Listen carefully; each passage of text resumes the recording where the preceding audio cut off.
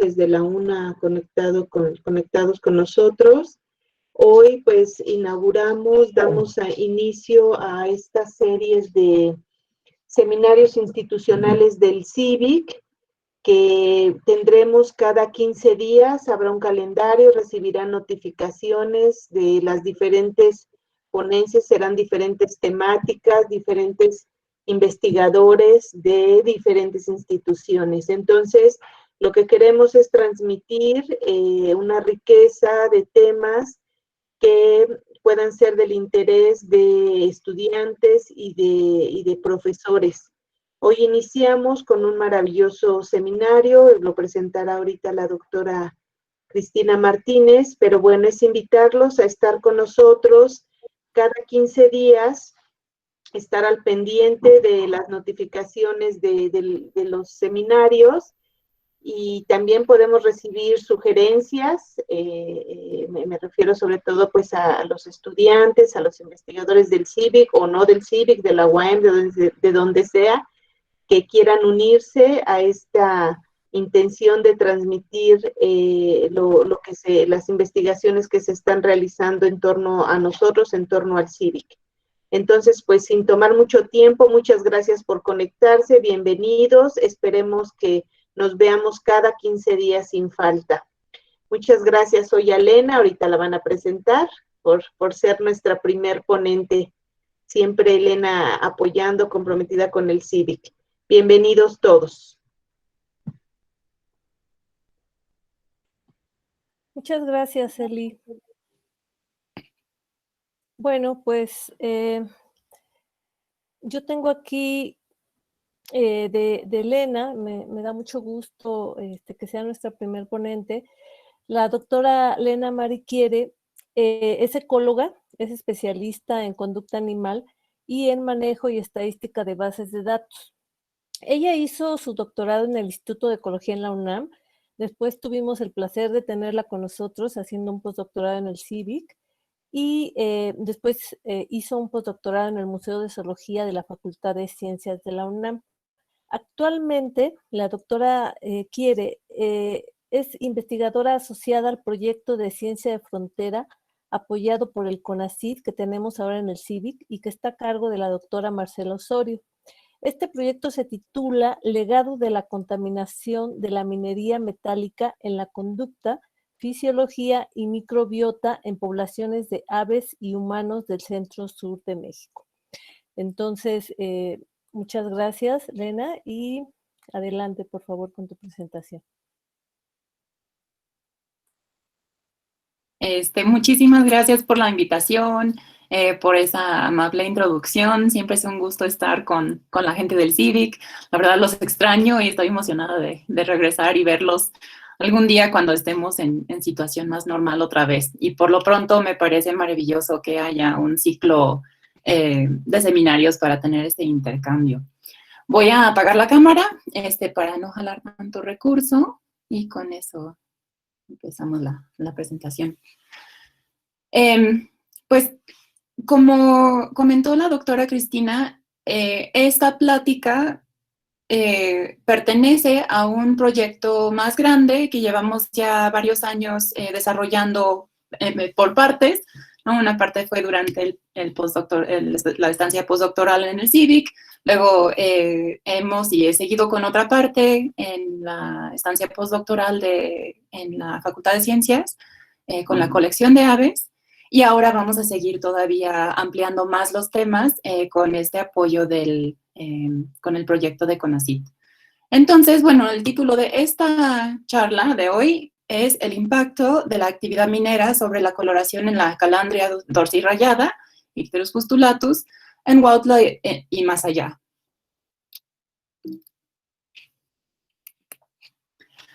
Y me gustaría que empezáramos imaginando qué piensas o qué imagen te viene a la mente cuando te digo ambiente antropizado.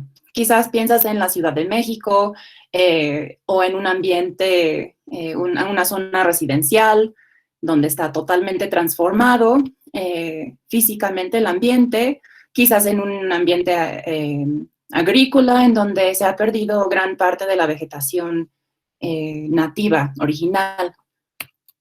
Pero ¿qué tal ambientes así? Que en realidad a primera vista pues no se ve tan mal, ¿no? Un río bonito, una colina. Sin embargo, estos dos ambientes se tratan del lado izquierdo del South River en el estado de Virginia de Estados Unidos y de Huautla, Morelos, donde a lo mejor ya varios conocen. Y en el South River hay una elevación brutal de mercurio, más de 60 años después de una contaminación industrial sigue habiendo efectos. Y en esta foto hicimos un poco de alejamiento, ya vemos el hall minero, que tiene un alto contenido de metales pesados. Y con eso nos ejemplifica quizás que la contaminación química es una forma que se extiende el impacto de la actividad humana más allá de los paisajes que son obviamente físicamente alterados. Y muchas veces esos efectos son básicamente invisibles, sobre todo si los efectos son relativamente sutiles. Uno de los tipos de contaminación que son más persistentes y tóxicos son los metales y metaloides pesados. Y parte de la problemática es que al ser elementos naturales, no compuestos químicos que nosotros como humanos inventamos, sintetizamos, básicamente nunca se deshacen, ¿no? O sea, en el caso de un pesticida, organoclorado, por ejemplo, o de los microplásticos, pues son de muy larga duración, pero eventualmente se van a descomponer, ¿no? A cambio, los metales y metaloides pesados no se descomponen por completo. Pueden pasar de una forma más o menos dañino, más o menos biodisponible, pero no desaparecen por completo. Además de ser persistentes, son bioacumulables, que significa que se van acumulando dentro de los tejidos de un individuo a lo largo de su vida, y además pueden ser biomagnificables, lo cual significa que de un nivel trófico al siguiente se va amplificando, magnificando la concentración. Por lo cual los depredadores apicales suelen ser los más afectados. Dentro de los metales que se reconocen como metales pesados están los no esenciales, por ejemplo, el plomo, el arsénico, el cadmio, el mercurio, y esos 4 están dentro de los 10 sustancias de mayor preocupación para la salud pública de la OMS.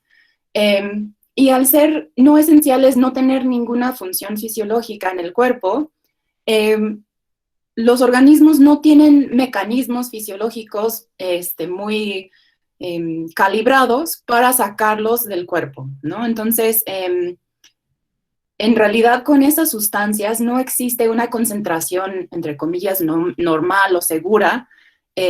Cualquier plomo en el cuerpo es mal plomo en el cuerpo, ¿no?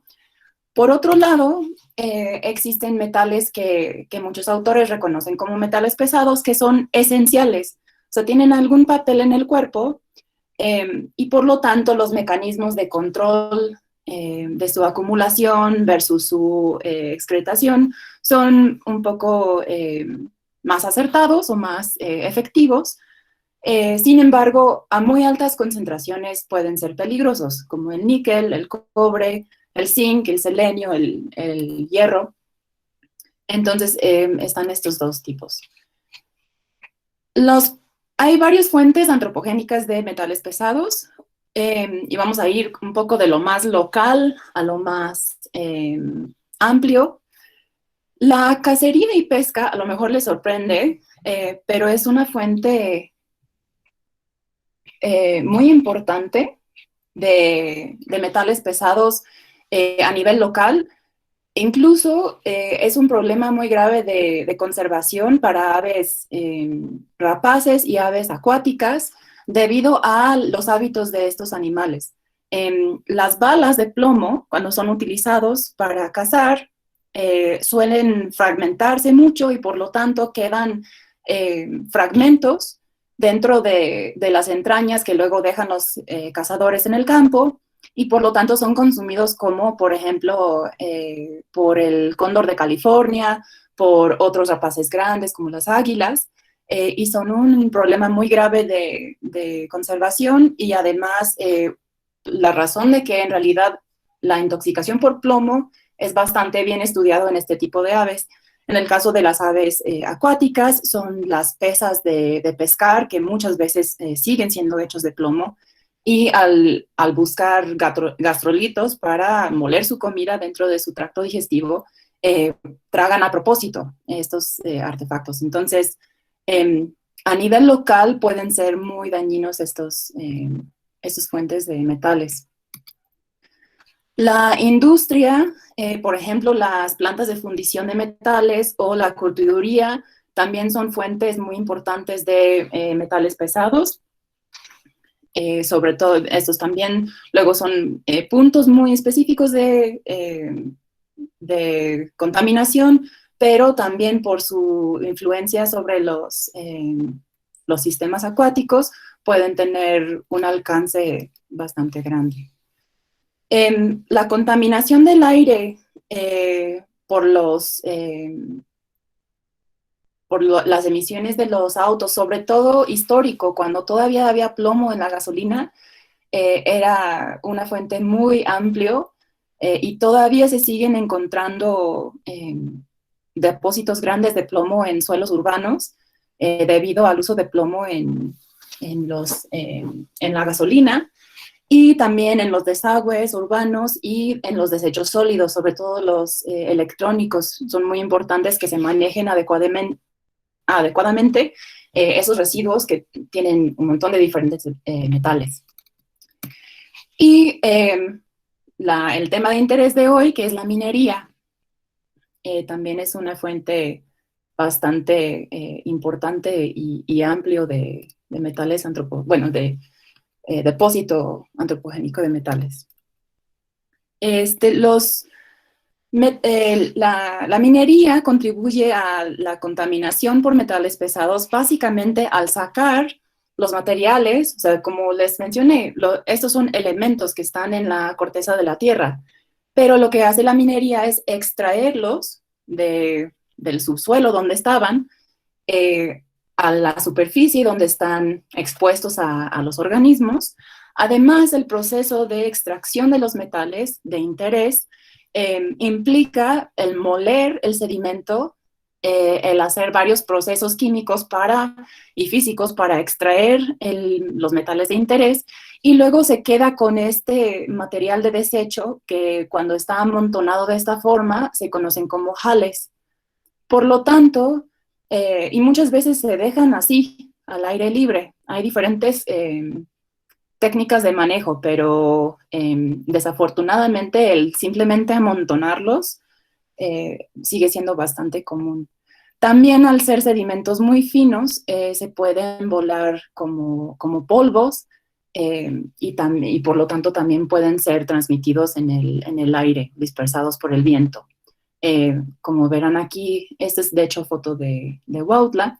Se nota que el agua ha tenido impacto sobre este amontonamiento, dando evidencia de que a algún lado se está llevando ese material.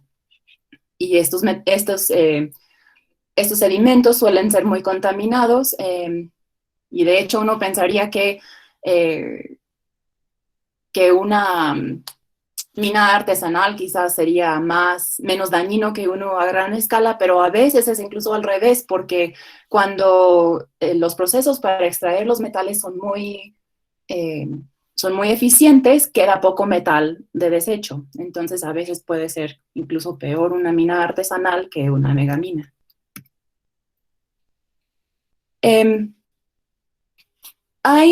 La problemática de la minería y de sus desechos es uno que va desde la escala más grande mundial hasta escalas locales muy puntuales. Existen zonas mineras y proyectos mineros en todos los biomas terrestres principales, incluyendo hotspots de biodiversidad, como son los páramos de Colombia, como son la selva seca, el bosque estacionalmente seco neotropical.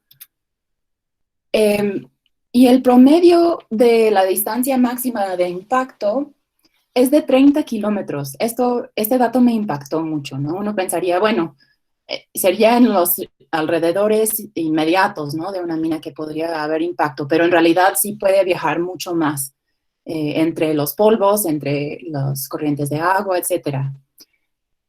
Si nos enfocamos un poco en el tema de las áreas naturales protegidas, a nivel mundial, el 14% del área mundial de áreas naturales protegidas de todos los tipos tiene minas adentro de 10 kilómetros de distancia de sus fronteras. Entonces, si pensamos que el impacto puede esparcirse 30 kilómetros de distancia de la mina y un porcentaje importante de áreas naturales protegidas están dentro de esa área de influencia, pues se ve la gravedad del asunto, ¿no?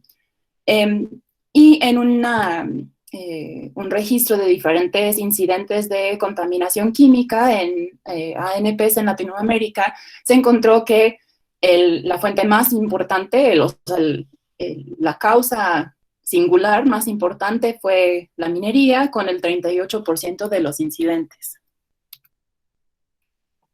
En México, también unos datos impactantes. 1,5 millones casi de hectáreas de ANPs están sobrelapados con concesiones mineras. Y el 63% de las reservas de la biosfera sobrelapan, tienen algún sobrelape con concesiones mineras. Entonces, a mí me impactó mucho ese dato cuando lo aprendí. Y si vemos el mapa más o menos actualizado de los sitios mineros en México, cada tachecito indicando un sitio, se entiende por qué, ¿no? Porque realmente son muchísimos, enumeran en los miles.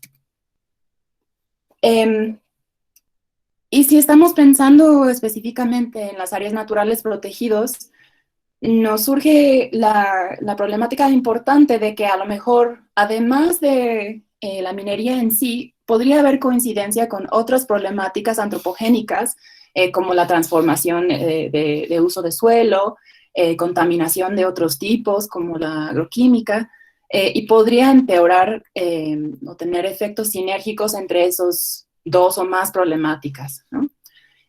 Además, las áreas naturales protegidas sirven o parte de la idea es que sean buen hábitat para los organismos.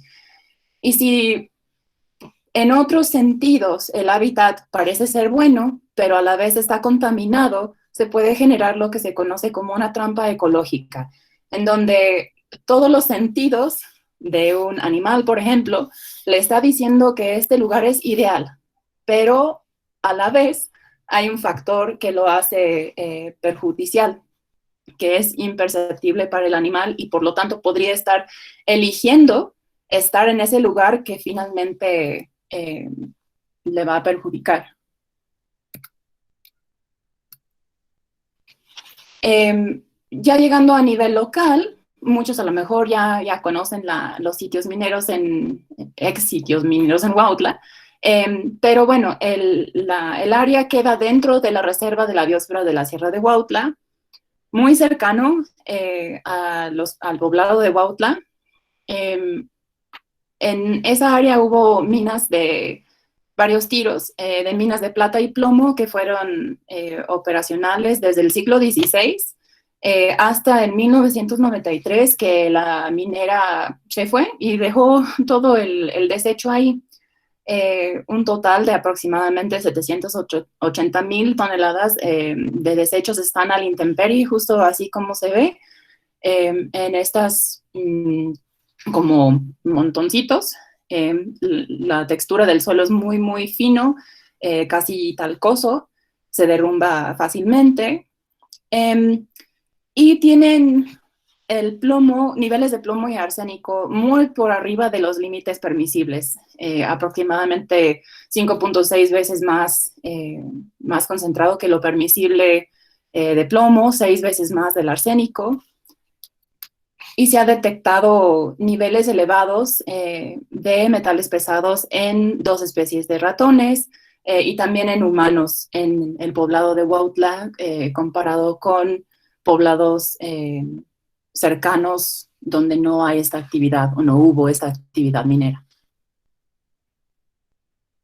Entonces, ¿en qué afecta los metales pesados? Pues si tomamos como ejemplo el plomo, se ha sabido desde tiempos antiguos, desde los romanos, ¿no?, que es dañino el plomo, y a través de estudios epidemiológicos en humanos y de dosis controlados en animales de laboratorio, se ha visto que afecta prácticamente todos los sistemas corporales, en grados que varían desde casi indetectables, efectos conductuales, por ejemplo, en niños, desde efectos cognitivos, irritabilidad, agresión muy sutil, desde partes por billón de concentración en el cuerpo, hasta pues la intoxicación y muerte bastante rápido a niveles muy altos, pero eso incluye toda una gama de efectos, desde anemia, genotoxicidad o daños en el ADN, cáncer,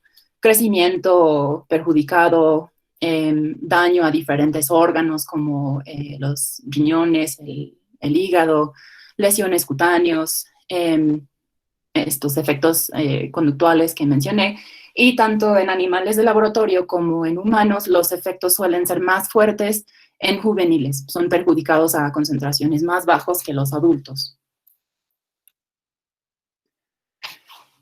Y a pesar de que se sabe desde hace mucho que cada uno de los metales pesados que les he mencionado es perjudicial, pueden ser muy tóxicos a dosis muy bajos, casi nunca en el mundo real la exposición va a ser a un solo metal o un solo contaminante en general, ¿no? Puede haber efectos, digamos, de cóctel, que podrían ser de varios tipos. Podrían ser aditivos, en el que se tiene el efecto de uno, además el efecto de otro, y resulta el doble de grave.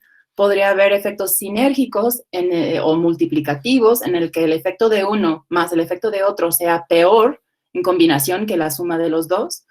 Incluso puede haber efectos antagónicos, en el que el efecto de uno cancela un poco el efecto del otro. A veces hay algunos ejemplos que parece ocurrir entre el plomo y el zinc, por ejemplo. Uno no esencial y uno esencial, que a veces se pueden interponer un poco. Además de los efectos de los metales o la contaminación por metales en sí, hay otros tipos de contaminantes que podrían también mezclarse con esos efectos. Y un concepto que parece ser unificante entre muchos de los metales pesados y otros tipos de contaminación ambiental es el efecto que tienen estas sustancias sobre el balance entre los mecanismos antioxidantes y de reparación del daño oxidativo y las especies reactivos de oxígeno y los radicales libres. Y este desbalance en el que va ganando los radicales libres y el caos se conoce como estrés oxidante.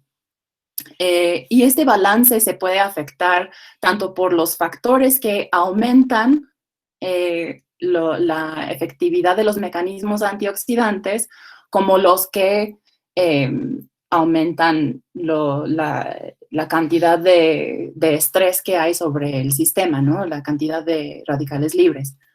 Los metales pesados son, por lo general, activamente prooxidantes, van y roban los electrones de las biomoléculas. Si bien te va, el molécula que le roba un electrón es un antioxidante, y para eso es, y entonces no hay desbalance. Pero los problemas empiezan a ocurrir cuando ya no hay suficientes moléculas antioxidantes para estar cancelando ese efecto, y por lo tanto el electrón se roba de una molécula importante, por ejemplo el ADN, una proteína. Cuando hay un desbalance y está ganando el efecto prooxidante, el cuerpo puede desviar recursos que tienen otras funciones, por ejemplo, en el sistema inmune, o pensando en los animales que tienen ornamentos coloridos, robando un poco de la sustancia que ayuda a generar ese ornamento, para restablecer el equilibrio, para poner más peso en los mecanismos antioxidantes y de reparación. Entonces, este desvío puede llegar a agotar algunos de los antioxidantes importantes y no quedan disponibles para esas otras funciones. Puede disminuir la calidad de los ornamentos coloridos, y ahí entra aquí la especie de estudio de este trabajo, que tiene justamente coloración naranja a base de los pigmentos carotenoides, que son antioxidantes y son protegidos, su color es protegido por otros antioxidantes.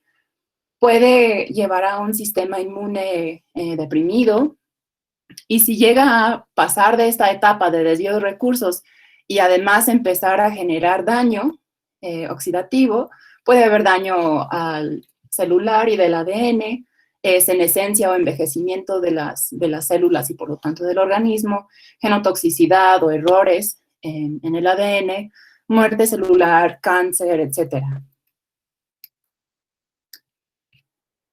Entonces, justo como les platiqué, la plática de hoy es acerca del efecto de la proximidad de la actividad minera de esta ave sobre su coloración, usando un muestreo en campo y en museo, y eso ha sido con coautoría de la doctora Marcela Osorio, del doctor Valentino Sorani, los dos que están ahí en el CIVIC, y unos compañeros, colegas de la Facultad de Ciencias, el doctor David Prieto, Adolfo Navarro y Luis Antonio Sánchez.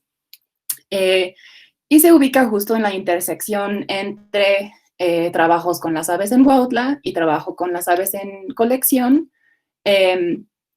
y hemos recibido fondos de parte de la Sociedad de Conducta Animal. Sin embargo, esa es una pequeña parte de un proyecto mucho más amplio en el que estamos explorando muchos otros temas y con la colaboración de otras instituciones. Los que están no les voy a leer todos, pero los que están en color son los que ya llevamos activamente empezados, ya colectados datos y trabajando con ellos. Los que están en blanco son lo que está en proceso y vendrá muy pronto, sobre todo en cuanto se resuelve un poco la situación con la pandemia y podamos avanzar un poco más. Pero, y se podrían insertar aquí muchos otros círculos donde sobrelapan muchos otros temas y muchos otros escalas. Y es una problemática tan grande y tan importante que merece explorarse desde muchos puntos de vista, por muchos grupos, por muchos colaboradores. Entonces, me parece importante la idea de un entendimiento más holístico. Pero regresando un poco al tema de la coloración, se ha propuesto, de hecho se mencionó desde el 1995 y se ha rescatado un poco el tema en los últimos años, que la coloración ornamental podría ser un biomarcador listo para usarse. A lo mejor una traducción un poco torpe de la frase tan elegante de un ready-made biomarker, ¿no? Y hay varias razones que podríamos pensar en la coloración ornamental como un marcador particularmente bueno para la contaminación. Para empezar, la función biológica de los colores ornamentales son comunicar la condición y calidad del portador. Esto se arraiga al principio del hándicap, en donde solamente un individuo de muy buena calidad puede tanto hacer todas sus funciones fisiológicas necesarias, como lidiar con el estrés oxidante, como lidiar con el estrés de otras fuentes, para seguir portando un ornamento de buena calidad versus otro que tiene que desviar esos recursos para otras cosas, ¿no? Entonces, para un individuo de buena calidad es posible y más sostenible un ornamento muy elaborado versus otro que no puede pagar todos esos costos al mismo tiempo o no es suficientemente buen forrajeador, por ejemplo, como para conseguir las sustancias que necesita para generar esos ornamentos. Y el plumaje a base de carotenoides es un ejemplo ya clásico, ya muy explorado, de este tipo de disyuntiva entre funciones fisiológicas de los antioxidantes y ornamentos. Y este pajarito, a lo mejor ya lo conocen, es el pinzón mexicano, y es de los primeros ejemplos muy bien estudiados y explorados de ya casi organismo modelo de ese concepto. Por lo tanto, los ornamentos deben ser sensibles al estrés ambiental de muchos tipos. Esto puede ser un arma de doble filo a la vez, porque no es un biomarcador específico de algún tipo de contaminación particular, pero puede ser un buen marcador general de estrés aumentado. A la vez, tienen importancia en la vida de los individuos y, por lo tanto, incluso a nivel poblacional, al participar en muchos procesos evolutivos, sobre todo de interacciones sociales. Se piensa mucho en la cuestión de la elección de pareja y el apareamiento. Sin embargo, también hay procesos entre padres e hijos, como este ejemplo en donde las crías muestran su buena calidad a sus padres y les convencen de que les sigan dando de comer, mostrando este ornamento de plumaje y de piel a base de carotenoides. Entonces, las melaninas, que son estos pigmentos oscuros, también pueden ser afectados por el estrés oxidante. Es un poco menos claro su papel, pero les vamos a platicar un poquito más adelante también. Pero en general, cualquier carácter que impacta sobre el apareamiento, sobre las relaciones padre-hijo, la territorialidad, todos esos pueden tener un impacto en la vida del individuo. Y finalmente, en la coloración del plumaje en particular es muy conveniente porque se puede medir de forma mínimamente invasiva en campo y también se preserva muy bien en las colecciones biológicas. Entonces, eso nos puede ayudar a hacer estudios retrospectivos, considerar un área mucho más grande de lo que podríamos cubrir yendo a campo. Entonces, aquí tenemos una foto de una ave de colección, una foto de ave de campo, vivo todavía, y que lo vamos a soltar después de esta foto, y en realidad no difieren tanto su plumaje.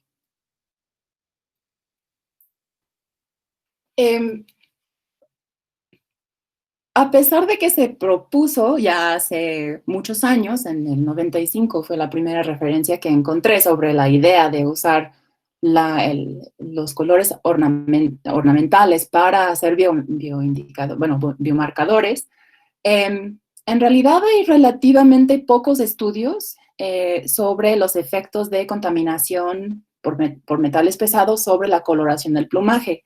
Uno de los sistemas más estudiados es de Parus-Mayer, el carbonero común, que en realidad, aparte de ser una especie modelo ya o uno de los mejores estudiados en este contexto, se han vuelto una especie modelo en muchas cuestiones, sobre todo de la ecología conductual.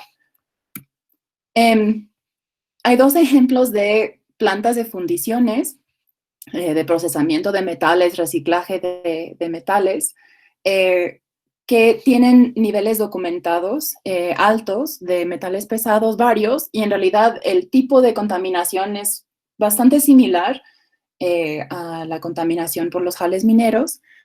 Y en un lugar en Finlandia se encontró que, sobre todo las crías, pero también los adultos hasta cierto punto, tenían menos amarillento, este parche en los flancos, entre más cerca estaban de la planta de fundición. Y en ese caso, pues, buscaron diferentes potenciales explicaciones. Uno de ellos sería el efecto en sí, el efecto directo del contaminante sobre los individuos. Pero otra forma que podrían impactar es a través de la dieta. Entonces, si debido al alto contenido de metales pesados en el ambiente había menor población de la comida rico en carotenoides, entonces habría menos disponible para generar este plumaje. Y parece a través de varios experimentos que eso fue la explicación más apoyada en esa población. En otra población de la misma especie, en Bélgica, encontraron resultados muy similares y además un efecto en el área de un parche, aquí que no se ve, pero de una continuación de este parche melánico, que también estaba relacionado a la contaminación. En otros mecanismos de producción de color también ha habido efectos un poco menos claros en esta parte iridiscente de la golondrina. El estar más cerca y tener mayor cantidad de los metales, dos metales esenciales, el cobre y el zinc, aumentó el brillo, que fue un estado más elaborado, pero también hizo un desvío de este color de más azul a más verde. Entonces, es una mezcla interesante de efectos, no es muy claro qué está pasando ahí. Y en la paloma de ciudad, el Columba livia, también hay varios estudios sobre el papel de los metales, sobre todo el plomo y el zinc, tanto con aves colectadas en campo como aves mantenidas en cautiverio, que mostró que su coloración iridiscente empeora con la exposición a plomo y sobre todo si, o este efecto se cancela un poco si también están expuestos a zinc. Entonces parece haber ahí un efecto antagónico entre esos dos metales. También se encontró que había más palomas con mayor área de plumaje negro en ciudad que en zonas rurales colindantes, y que las plumas melánicas tienen más contenido de metales que las plumas más claras. Y de ahí se propuso que puede ser que las melaninas estén atrapando, quelando los metales pesados del cuerpo y sacándolos a un tejido inerte donde ya no es dañino y por lo tanto podría permitir que se purifiquen básicamente. Entonces, nuestra pregunta de investigación, si no se lo adivinaron todavía, es si la coloración de las aves es afectada por la exposición a sitios mineros en el centro sur de México. Consideramos la cercanía a las concesiones mineras en sí y también a aguas que podrían dispersar sus desechos, ya que sabemos que el desagüe podría arrastrarse partículas contaminadas. Para esto, como ya les presenté, la especie de estudio fue Nycteris pustulatus, que es una especie abundante y común en selva seca, residente territorial, generalista, socialmente monógamo, con una muda al año, que es importante porque las plumas, la apariencia de las plumas depende de del estado cuando se mudó, y cuya coloración naranja es importante para la comunicación. También importante, podemos distinguir entre machos y hembras y entre aves 2 años o mayores versus los que apenas están cumpliendo sus 2 años a través del plumaje. Predijimos que entre más cercana de las minas fueron colectadas las aves o los ríos contaminados por minas, que ahorita les cuento cómo lo discernimos, deberían tener menos elaborados sus colores a base de carotenoides, entonces más amarillentos, menos brillosos y menos puro el color carotenoide entre más cerca de minas o ríos contaminados y mejorando la coloración conforme van alejándose. Para eso medimos la cabeza, la rabadilla, el pecho y vientre. Y esto podría deberse al estrés oxidante o la falta de disponibilidad de alimentos cerca de los desechos. De las melaninas, las eumelaninas en particular, que generan estos colores negros, esperamos que haya parches más grandes entre más cerca de las minas, de las zonas contaminadas, que es el área del babero y el área de la proporción negra de la espalda, por la idea de que pueden estar desintoxicándose, excretando a través del plumaje. También está la posibilidad de que produzcan un exceso de testosterona, que a su vez genera más coloración a base de melaninas. Y también hay una vía metabólica en la que no voy a entrar en detalles, pero puede ser que el agotamiento de un antioxidante muy importante que se llama el glutatión también aumente la producción de eumelaninas. Entonces, entre más cerca, más melánica. Por otro lado, esperamos que sean más oscuros, quizás mayor concentración del depósito de melaninas entre más cerca. Entonces, menor reflectancia. Para esto, seguimos básicamente 4 pasos. Primero, medimos la coloración usando espectrometría de reflectancia y fotografía digital, tanto en un diseño de gradiente de cercanía en Huautla, un sitio muy pegado a los meros jales, uno a aproximadamente 500 metros, y otro en Quilamula, que no está afectado por la actividad minera. Y además, todos los ejemplares disponibles en el museo de los estados de Morelos, Guerrero y Oaxaca. Luego utilizamos sistemas de información geográfica para mapear los sitios mineros y ver cuáles ríos recibían sus sedimentos. Estimamos la distancia entre el sitio de colecta de cada ave y la concesión y río más cercanos y utilizamos estadística a base de modelos lineales mixtos para evaluar si la distancia afectaba las variables de coloración, siendo un muestreo un poco oportunista, sobre todo con los ejemplares de museo. Tuvimos que incluir varias variables de confusión.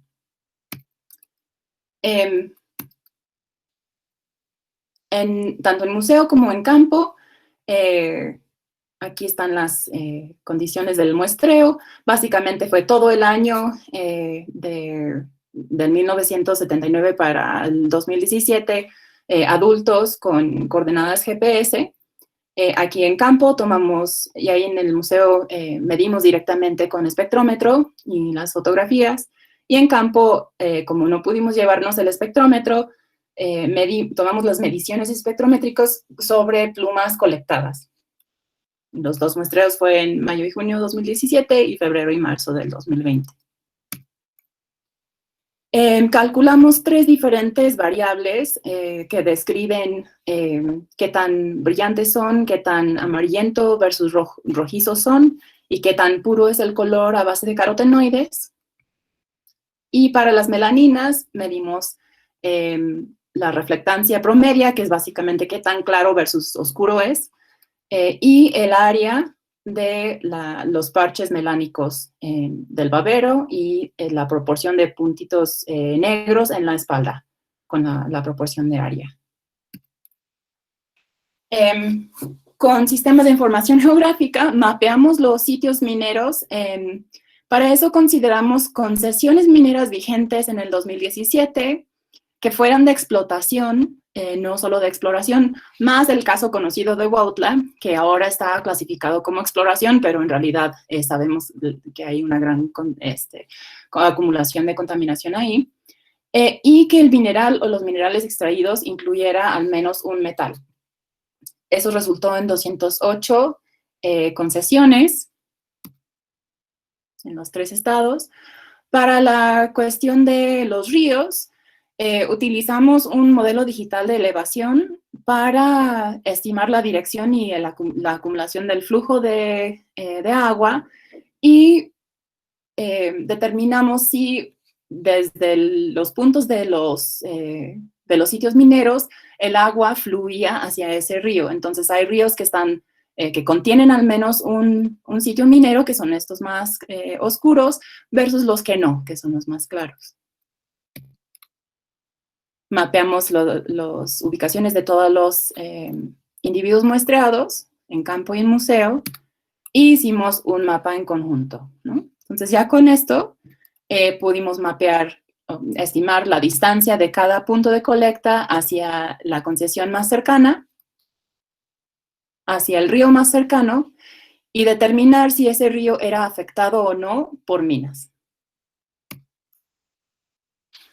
Ya con esa información hicimos el modelaje estadístico, incluyendo como cofactores el sexo y edad del individuo, si el muestreo fue de campo o museo, el año de colecta, el mes de colecta para contemplar cualquier desgaste de plumas, las coordenadas para contemplar que pudiera haber variación geográfica, nuestras dos variables de interés principal, la distancia a las minas y la distancia, y si hubo minas río arriba o no del río más cercano, y también la distancia a todos los ríos, porque el agua, como sabemos, en selva seca, el agua es un recurso muy importante, pero además, si ese río más cercano tenía minas o no río arriba.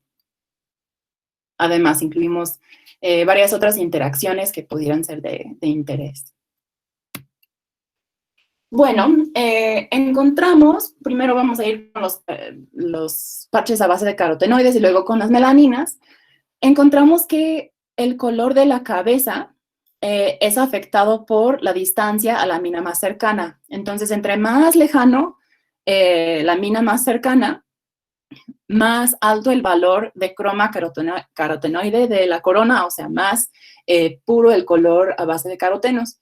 Y esta variable se ha visto en otras especies que correlaciona positivamente con la concentración de pigmentos carotenoides en la pluma. En el pecho encontramos un resultado similar, entre más lejano de la mina más cercana, mayor croma carotenoide del pecho. También en el vientre encontramos que aumentaba la reflectancia de fondo, que es básicamente el componente estructural de la pluma, que genera como el fondo blanco de la pluma. Entre más alto este valor, más blanco el fondo de esa pluma y por lo tanto luego más llamativo el color carotenoide que se le deposita encima. Y entre más distante la mina, también más alto este valor. En cuanto a las otras variables describiendo el color del vientre, encontramos una interacción muy interesante entre la distancia al río más cercano y si ese río tuvo o no una mina río arriba.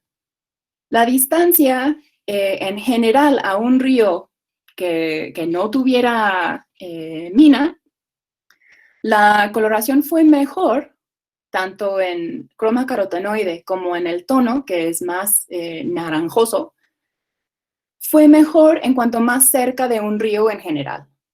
Y iba disminuyendo entre más lejos del río más cercano. Sin embargo, si ese río más cercano tenía una mina río arriba, el color mejoraba en cuanto más lejos de ese río. Básicamente, estar cerca de un río contaminado es peor que estar lejos de un río contaminado. En cuanto a las melaninas, encontramos igual un efecto de interacción entre la distancia a minas y la distancia a ríos. En general, sí hubo un efecto en la dirección esperada. Esto es en la proporción del plumaje negro, del plumaje de la espalda en este parche que sea negro. Entre más cerca de las minas, mayor proporción negra de la espalda, mayor depósito de melaninas, y iba disminuyendo en cuanto se alejaba, pero ese efecto fue particularmente marcado si estaba muy cerca de un río el ave. Pero sí, en general, incluso sin la interacción, este efecto leve de negativo de distancia a la mina todavía se mantiene. Entonces, en resumen, encontramos en cuanto a los carotenoides, apoyó nuestras predicciones tanto en el vientre como en el pecho como en la cabeza. Además, hubo esta interacción interesante entre la distancia a ríos y si ese río tuvo o no una mina río arriba. Pero en la rabadilla, por ejemplo, no hubo ningún efecto de ninguna variable relacionada a la minería. Y en la melanina hubo este efecto justo como se esperaba en cuanto a la distancia de las minas, que además fue exagerado cuando estaba más cerca de un río también, pero no hubo ningún efecto en la coloración de la cola, ni en el área, ni la coloración del efecto del parche de babero. Entonces, en general, encontramos apoyo para varias de las predicciones que sugieren que hay alguna influencia de la actividad minera y de los contaminantes mineros sobre la coloración. Esto afectó, fue importante la distancia a las minas en 3 de los 4 parches de plumaje a base de carotenoides y en 1 de 3 de los de melanina. Pero justo este apoyo no fue universal entre todos los parches y los diferentes mecanismos de generación del color. Entonces justo nos queda por explicar por qué algunos parches fueron más afectados por otros. Puede ser que el costo-beneficio de invertir en diferentes parches difiera dependiendo de la función de esos parches. Les comenté muy brevemente que hay unos parches importantes en la señalización. Lo que se ha puesto a prueba es que el color naranja del pecho de las hembras es importante para marcar que son hembras dominantes y tener estatus sobre otras hembras, pero no es que no haya importancia de otros parches, sino no se han explorado. Entonces puede ser que al ser castigado, por ejemplo, el portar un babero más grande que lo que te mereces, sea socialmente castigado, puede ser que sea muy importante invertir en que esa señal exprese muy bien y no sea desviado por justo el tipo de señales que podría afectar el depositar melanina extra aquí, por ejemplo. A lo mejor eso ayuda a explicar por qué el babero no fue afectado. La rabadilla, a lo mejor, por ejemplo, justo estos despliegues no involucran la rabadilla, a lo mejor no es tan importante esa señal y por lo tanto no fue afectado. Hubo efectos negativos en plumaje a base de carotenoides y positivos en plumaje a base de melaninas en cuanto a el área de la espalda, que es consistente con esos estudios que mencionamos sobre Parus Major. Aquí justo estamos usando una medida imperfecta, un proxy muy imperfecto de la contaminación. Justo sería muy útil tener medidas de metales en diferentes tejidos y tenemos planeado hacerlo. Se interpuso bastante la pandemia en eso, pero lo tenemos en camino. Sin embargo, no siempre es el mejor proxy los niveles de metales en tejidos si los efectos de la contaminación son indirectos. Por ejemplo, este tipo de efectos que pasó en Parus Major sobre la dieta y luego fue la falta de orugas que afectó la coloración, no la contaminación en sí. Entonces, justo es imperfecto, pero a lo mejor en algunas circunstancias puede ser hasta un mejor proxy de los efectos ecológicos de la contaminación que la acumulación en los tejidos mismos. Va a requerir mucha más exploración de los mecanismos específicos que generan estos efectos. Lo que tenemos ahorita es un efecto y luego habrá que hacer mucho más para explorar cuál es el mecanismo fino. Y estas dos gráficas del efecto contrario de cercanía a ríos, dependiendo de si tenían minas río arriba o no, me parece particularmente sugerente y preocupante por este fenómeno de la trampa ecológica. Si generalmente es una cosa muy positiva, evidenciado por la mejora en la coloración cuando están cerca de ríos no contaminados, el estar cerca de un río es cosa buena, y si de repente hay contaminación, aquí hay evidencia de que el estar cerca de ese río puede ser perjudicial. Entonces, eso podría hablar de una situación de trampa ecológica, en el que todos los sentidos del animal están diciendo que se quede cerca del río, que es un buen hábitat, pero la contaminación realmente de forma ciega lo está perjudicando. Y por último, esta especie es una especie bastante tolerante a la perturbación de muchos tipos, y a lo mejor por eso no es la mejor especie para detectar estos cambios tan finos, aunque tiene la ventaja de que está presente para muestrearlo.